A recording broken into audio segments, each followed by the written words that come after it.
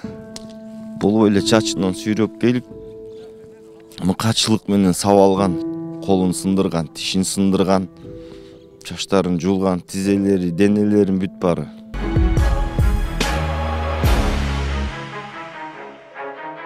5 декабрь күнү эртең менен 16 жаштагы кызды белгисиз бирөө Бишкек шаарына чейин ала кетүүнү убада кылып, унасына салып, жарым жолдон күч колдонуп, зордуктаганы тууралуу маалымат тараган эле. Бул кылмышка шектүү катары 31 жаштагы Жаран кармалып, 2 айга убактылуу кармоочу жайга киргизилди. Бул окуядан улам аталган айылдын тургундары бүгүн 7 декабрда Аксакалдар сотуна чогулушту. Алар шектүүнүн үй бүлөсүн башка жака көчүрүүнү талап кылып, бул үчүн 3 күн убакыт беришти. Болбосо өз алдынча жазалайбыз деп коркутушту.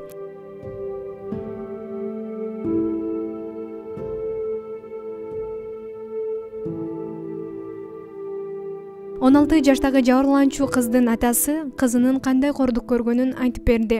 Саламатсызбы байке? Эң алгач эле ошол окуя тууралуу эстеп айтып берсеңиз, кызыңыз саат канчада, кайда чыгып кетти эле? Кызым 5 декабрь күнү таңгамал саат 6-ларда жумушка чыккан. Жумушка чыгып, биз ал постоянно эле ошол убактарда кээде автобуска, кээде ошо шаар бияктан шаарга жумушка кетип аткан попутка машинелерге түшүп эле жүргөн. Баарыбыз эле ошентип эле жүргөнбүз. Анан бул ошол кара машина степ токтоп, кызымды шааргабы дегенде, ооба шаарга деп өзү түшкөн. Эми баягы тааныган да. Анан бала ошол жерден кызды салып, эч кимге токтобостон дальше эменин Токпайдан чыгып, Кызылтуудан чыгып, Токпайга кирип, Токпайдан чыгып, немеге дамбаны көздөй, сайды көздөй айдаганда ошол жерден аракет кылган, сабаган, кызым аракет кылып качкан. Бул эле чачынан сүйрөп келип, мыкачылык менен сабалган сүрөттөрү, видеолору баары бар. Колун сындырган, тишин сындырган, чачтарын жулган, тизелери, денелерин бүт бары качканга аракет кылган. Ошол жерден да Кудай жалгап, адамдар чыгып калып, аман алып калышканда, бул ошо өлтүргөнгө аракет кылган да бала. Бул баланы айтсак, буга чейин дагы көп 2-3 жолу ушундай попытка изнасилования кармалып, акчанын күчү менен чыгып кеткен. Ошол анан ошол жерге таштап, сайга таштап качып кеткен да. Ооба, бир эле айыл менин көчөмдөн бир 100 метр, 150 метр ылдый бир 7-8 үйдөн күн жашачу. Ал бала менен ооба общениеде болчу, сүйлөшчүбүз, саламыбыз түз болчу, бирок ошол арабызда эле бир ошол шакал жүргөн экенин эч кимибиз билген эмеспиз да. Азыр кызыңыздын абалы кандай? Кызым жакшы, кече күнү барып келдик, мамасы үстүндө азыр дары дармектерин алып берип, башын тарттырып, томографиядан баарын өттү. Кудай буйруса жакшы тамак ичип, сүйлөп, мындай жакшы. Бирок дагы лечение керек. Мындан аркы кадамыңыздар эми кандай болот? Соттошобуз? Эми соттошобуз деген оюбуз бар, конечно. Булар эми бүт үй бүлөсү менен болуп атпайбы? Буга чейин мунун атасы деле ушундай иштерди кылып жүргөн экен. Атасынан баласына өтүп, мынакей баласы 2-3 жолу ушундай иштерди кылып, мына үчүнчүсү мына мен кызымды. Мен кызым болбосо да башка бирөөнү илмекте, ал ошондой эме менен чыккан жолго. Анан мунун иниси дагы ошондой иш кылган экен да. Анан биздин талап, элдин деле талабы ошол да. Бүт үй бүлөсү менен көчүрүп айдап чыгыш керек да, айылдан айдап чыгыш керек мындайларды. Бул убакыт өткөн сайын булар ал ишти кайталайт да. Ошонун биздин талабыбыз, элдин талабыбыз ошол. Соттоштук, буйруса бала кармалды. Эми бул үй бүлөсүн. Эми үй бүлөсүнө тийбей эле коелу десек дагы, үй бүлөсү дагы ошондой, атасы дагы, иниси дагы, өзү дагы ошондой иштерди кылган адамдар да. Анан буну мындай жөн коюп албайбыз го. Апасынын агасы болом, аталаш агасыбыз. Эми Кудай мындайды эч кимге салбасын, жаман иш болду.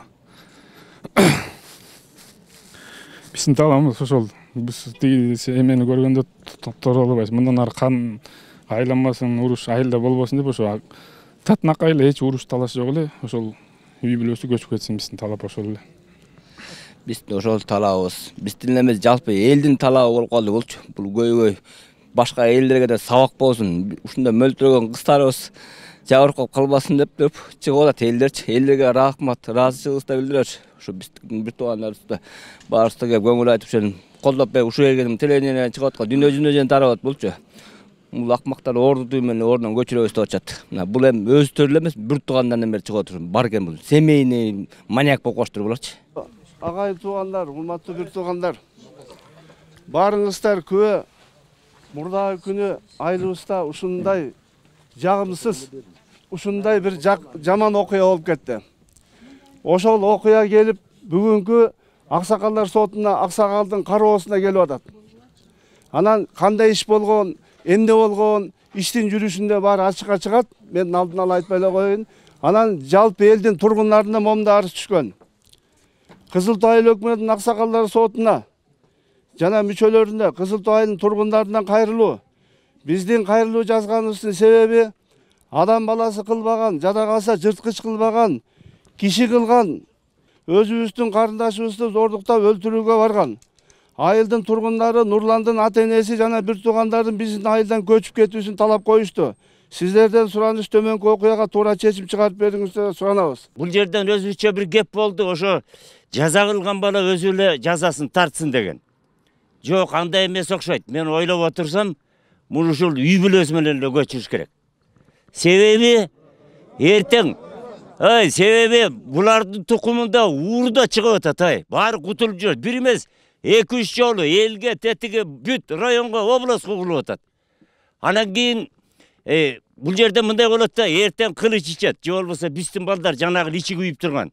Бир жерден болбосо бир жерден жолукса, мындан да чоң чатак болуп кетиши мүмкүн. Андай болгондо дагы кечигебиз.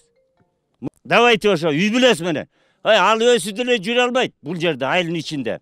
Элдин баары азыр муну керек болчу болсо, мынандай жамандык жакшылыкка да чакырбайт. Барбай да калабыз эч кимибиз.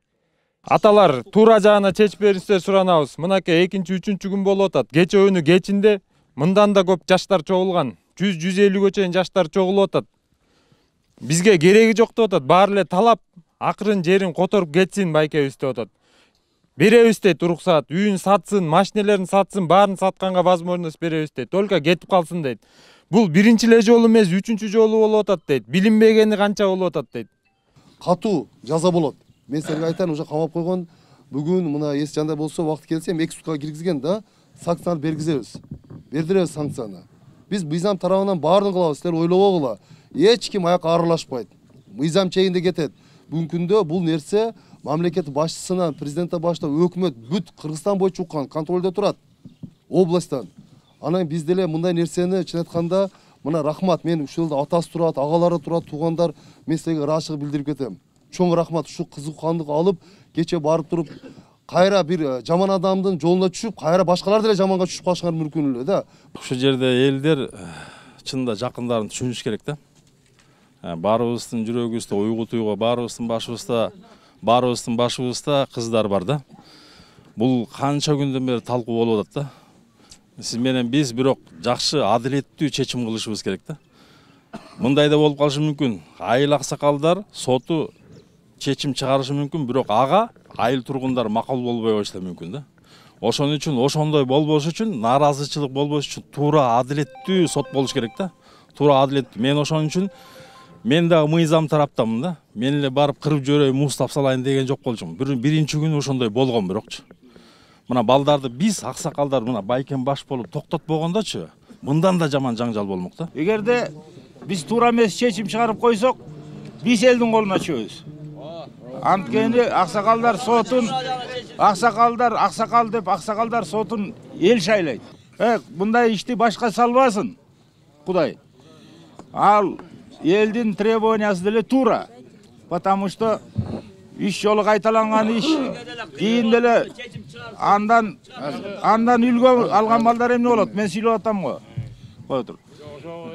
Анан кийин ошону мына жерден туура бири-бирибиз менен чатакташпай сыйлайлы бири-бирибизди. Мен айтарымчы.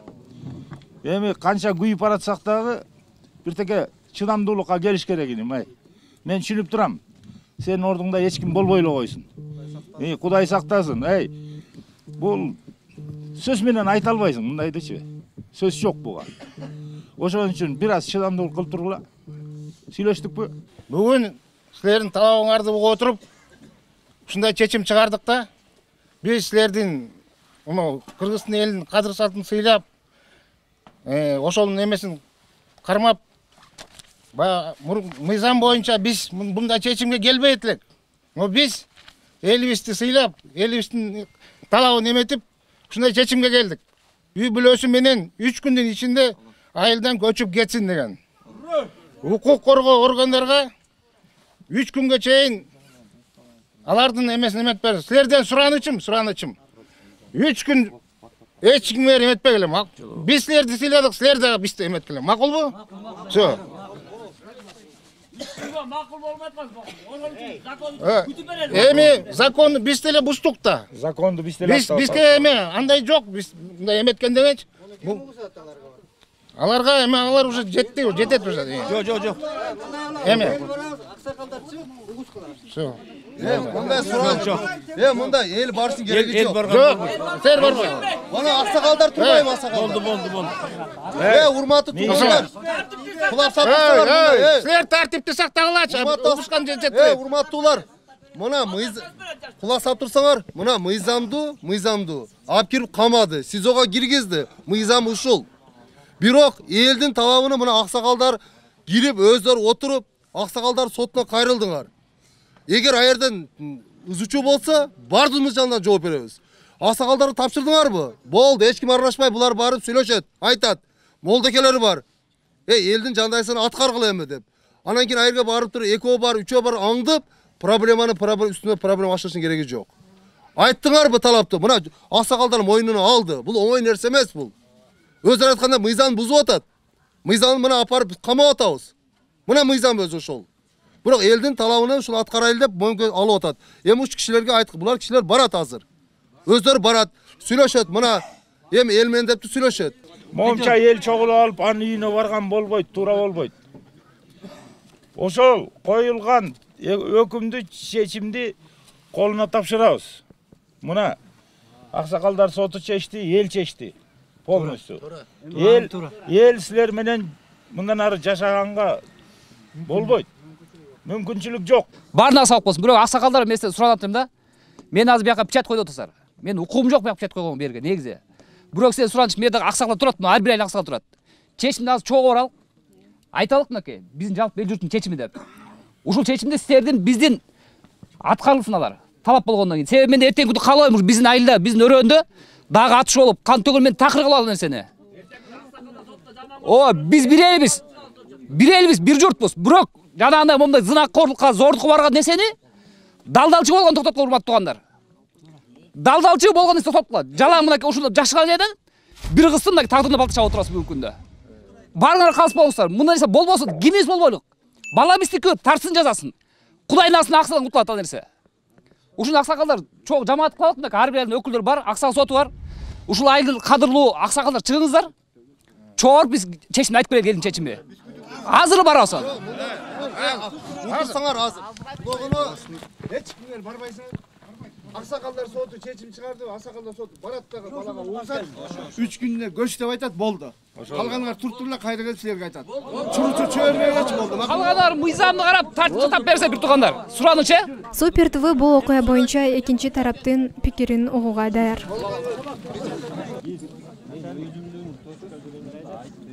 Баягы чечкендей болуп эле мен колдоп атам.